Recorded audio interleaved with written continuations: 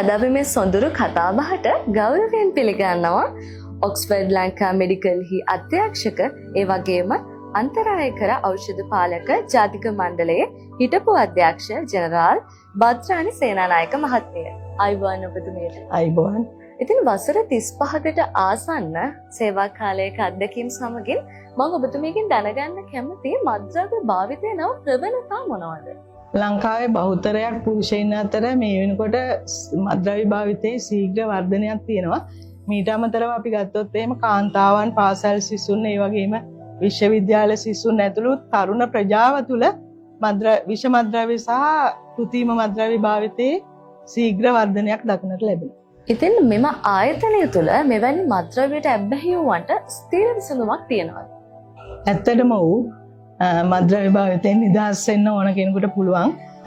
මේ ආයතනයේ විසින් ඖෂධ ප්‍රතිකාර ලබා දෙනවා වෛද්‍යවරු විසින්. මීට අමතරව සායනික මනෝවිද්‍යාඥයවරුන් ඒ වගේම උපදේශක කාර්ය මණ්ඩලයක් විසින් මනෝ ප්‍රතිකාර ලබා දෙනවා. මේ ක්‍රම දෙක මගින්ම ඕනෑම පුද්ගලයෙකුට මත්ද්‍රව්‍ය භාවිතයෙන් නිදහස් වෙන්න පුළුවන්.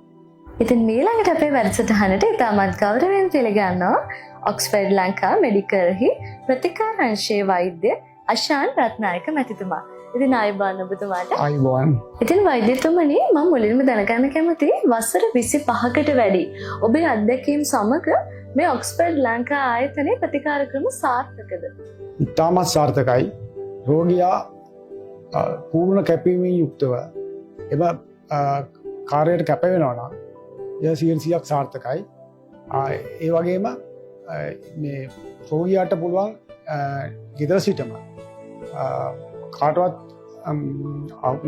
ප්‍රචාර වෙන්නේ නැතුව ගෙදර සමාජිකයන් සමගම ඉඳගෙන රැකියාව කරමින් තමුන්ට අවශ්‍ය විදිහටම ප්‍රතිකාර ගන්න. ඒක තමයි පහසු.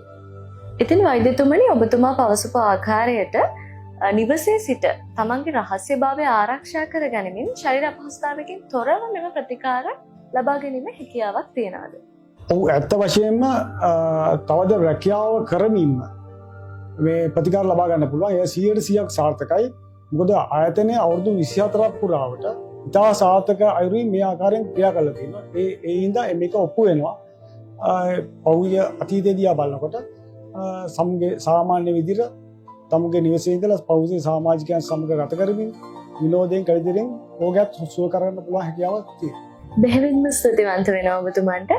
ඉතින් ඊළඟට අපිත් එක්ක සම්බන්ධ වෙනවා අන්තරායක ඖෂධ පාලක ජාතික මණ්ඩලයේ හිටපු බාහිර සේවා සහකාර අධ්‍යක්ෂක ඒ වගේම ඔක්ස්ෆර්ඩ් ලංකා මෙඩිකල් ආයතනයේ උපදේශන අංශයේ අධ්‍යක්ෂක කුමුතුනි චෛතිලක මහත්මිය. ඉතින් ඔක්ස්ෆර්ඩ් ලංකා මෙඩිකල් ආයතනයේ මත්ද්‍රව්‍ය ප්‍රතිකාර මේ තරම්ම සාර්ථක වීමට බලපාන හේතු මොනවාද? ඔක්ස්ෆර්ඩ් ලංකා මෙඩිකල් ආයතනයේ මේ සාර්ථකත්වයට බලපාන පළවෙනිම හේතුව තමයි පිහිටලා තියෙන ස්ථානය. ඒ වගේම මේ සේවාවේදී අපිට බටහිර ඖෂධ ප්‍රතිකාරය, මනෝ ප්‍රතිකාරය සහ උපදේශනය කියන ත්‍රිත්වය එකතු කරලා ඊටාම ක්‍රමානුකූල ප්‍රතිකාර සැලැස්මක් සේවාලාභීන්ට ලබා දෙනවා. මේ සේවාලාභීන්ට ඔහුගේ අපහසු අවස්ථාවලදී අතිශය පෞද්ගලික විදියට මේ අපහසු අවස්ථාන්ට මුහුණ දීමට පුළුවන් ආකාරයට ප්‍රතිකාර සැලසුම් කිරීම තමයි මේ තියෙන සාර්ථකත්වයට බලපාලා තියෙන්නේ. ඒ වගේම වසර 24ක අඛණ්ඩ සේවාවක් මේ ඔක්ස්ෆර්ඩ් ලංකා මෙඩිකල් ආයතනයෙන් සිදු වෙනවා. මේ නිසා තමයි ඔක්ස්ෆර්ඩ් ලංකා මෙඩිකල් ආයතනය මේ තරම් සම්මානිතයට පත් වෙලා තියෙන්නේ.